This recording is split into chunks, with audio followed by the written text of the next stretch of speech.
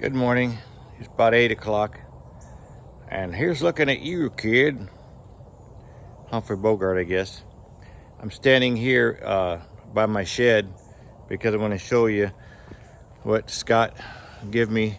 Yesterday I went and talked to Scott and was trying to pick up a pole for my electric because he said he had a bunch of them. He'd give me one, and got to talking to him, and after a bunch of discussion, we came to a different conclusion of what we should do here at this property, what I wanted to do. And he's agreed that this is the way to go. So with talking to him, he used to be an electrician, and so he's kind of retired from that. So what he did was he's gathered a lot of supplies, and I'll show you what he's give me to put in behind our building, and that is this box back here. It's an electrical box, and also the cords.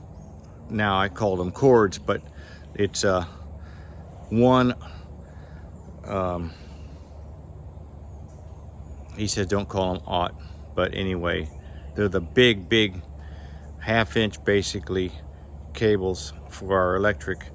So I've got about, I don't know, I've got enough to make 2 runs, but I got to get some more, and I got to get the grounding. But anyway, I've got the box, but what that's going to be is called a sub panel, and I'll show you what's going on there with that. So here's the back of the building. Wheelbarrow, water spigot, and I'm digging up the line that I had previously put in. There's my power pole, the electric line that's going to go to the pole. But I'm digging this up because my electric lines that he gave me are too short to go all the way over to that pole. So what we're going to do is we're just going to change the direction here, and instead of coming straight out the back, you can see how it wasn't all that deep, but I'm going to pull this all up. It's not hard. I dug that up last night in just about 30 minutes. So what I'm gonna do is I'm gonna come across here, and by bringing it at an angle like this, I'll put it here behind the grill. I'll come at an angle this way. As I come this way, I'll be able to cut off that about 12 feet of excess wire I'd have to buy. That way, from being here, I can run here with a pole that I'll show you what I've got. And my wires, like I said, they're underground. I'll bring everything right there to there and up. And he gave me enough wire to run from here to there.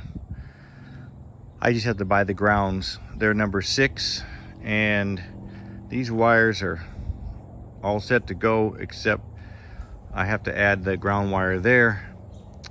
And he's got a fiberglass fish tape. So that's the plan for this morning, is to get those run. So I'll be putting a power pole right behind the grill, a little short 6-footer, and then I'll run underground. So this is all going to be underground. There'll be grass all here, and then we'll just come up to this pole. That way we don't have to change anything. We can hook it up as we want. So this will be the main panel, the outside panel. I'll come to a sub panel, and he says 80, it's a GE panel, 80 amp breaker will be sufficient. And then we'll just put the pole in the ground and be done with it. We don't have to cut the power off. With the electric company, we don't need inspections or anything. I'll show you the pole I'm getting ready to drag over here once I'm done with my digging. Anyway, it's really nice and cool out here, and it'll be a good day to get on this, get it done.